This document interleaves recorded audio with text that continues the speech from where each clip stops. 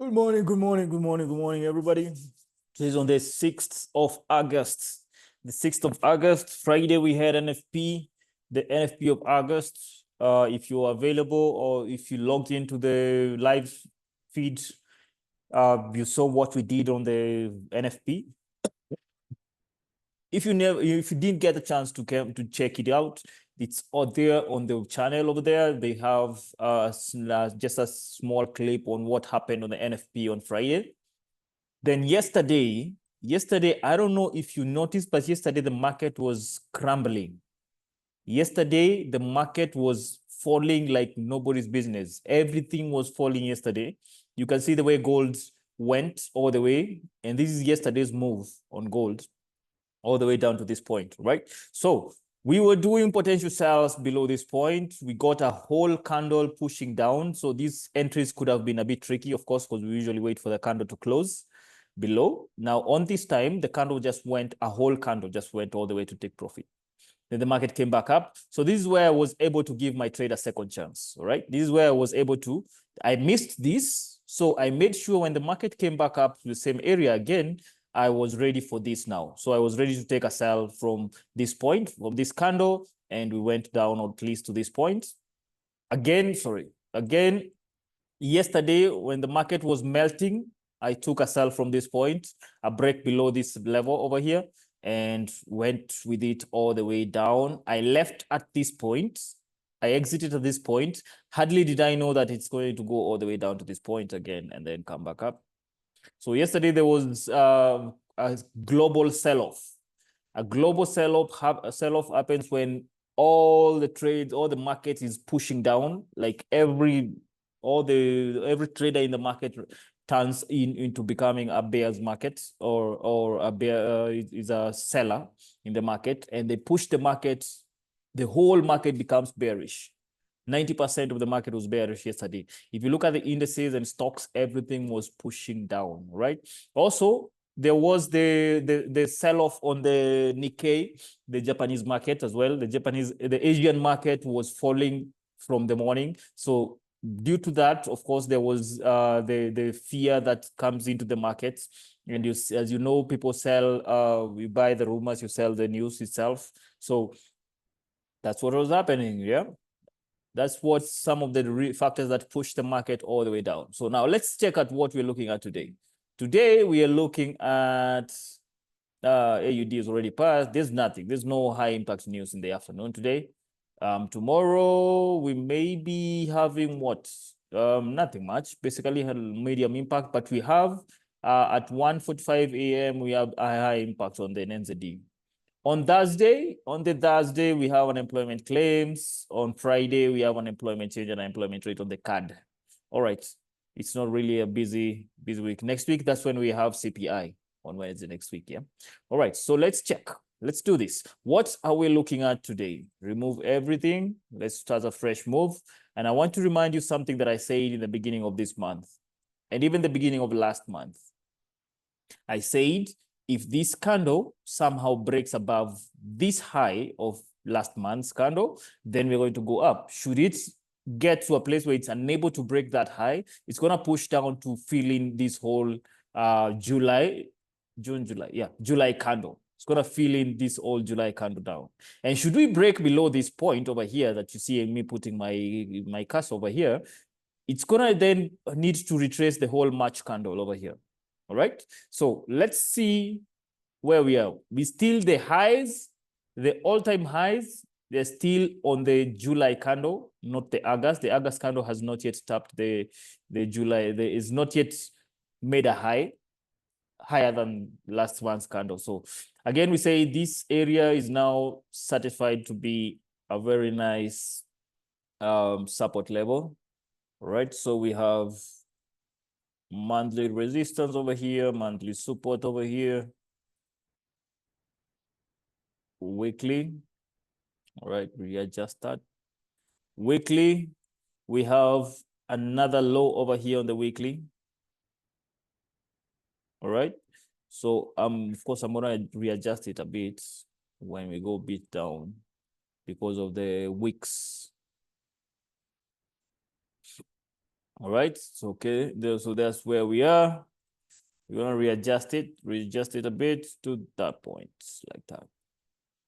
Yes, weekly resistance. We're now onto the daily, and onto the daily. The thing is, if you put it over here, if we put it over here, the way you see me wanting to put it over here, the thing I want to concentrate on the highs over there. But then we have this area where's this line of mine?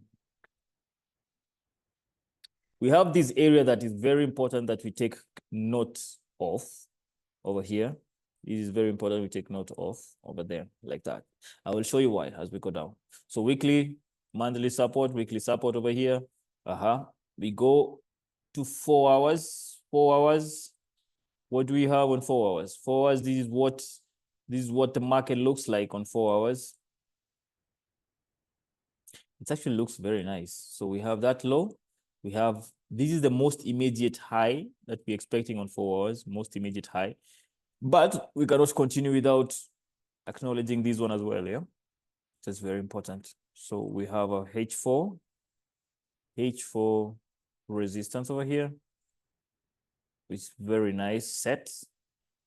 Okay, we are down to 1 hour. 1 hour, we actually breaking, it's actually breaking the support level over here of 1 hour.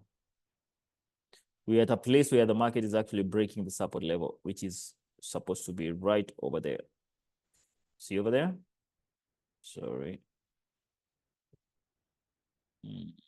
Come on, man. Yes, something like that. So it's actually breaking right now. It's breaking this point over there, over there. So this one we're going to call it, it's a daily, it's a H1 support, but we are only going to say that it's broken after this kind of closes below. All right. Let's see on 1 hour, what do we have on 30 minutes? Sorry, 30 minutes, we have this area. We cannot ignore this area, of course, over there. And also we cannot ignore this wick over here. All right. So this is what we have. So we have potential sells.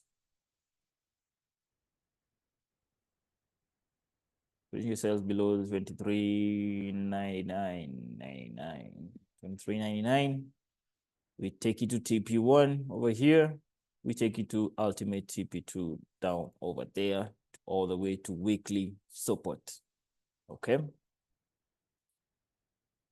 Just a short position. I want to take it from below this point. I will put my stop loss just above this zone over there. And then, of course, that looks like that. Let's look for the buys. When you're looking for the buys, honestly, I want to take the buys above these points.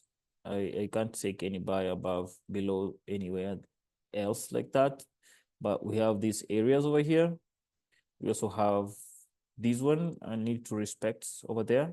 So this is pretty much, they've already set themselves potential buys above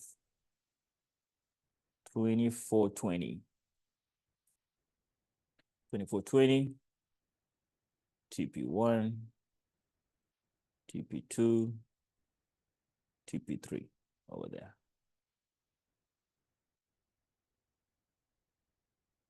Long position.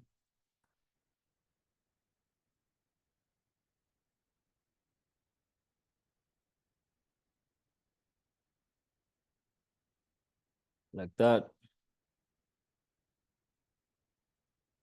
All right, so that's what we're looking at today now. We go back to 1 hour. Let's see the view on 1 hour. And that is the view. Beautiful. Beautiful view over there. We get this candle closing down and another one breaking below this point in 399. We're going to pick in a sell from that point, take profit 1, take profit 2 ultimately over there. And then from there, we shall decide where the market is, where to go next. We break above this point, we're going to look for these buys over here. And you can see the buys can still continue all the way up to the monthly high over there. All right. So right now, what we are saying is the market is in the middle point where it can either go all the way to the monthly high or go all the way down to the monthly support, which is over here. Sorry, this is the monthly support, right? No, this is the weekly support, sorry. Yes, the weekly support.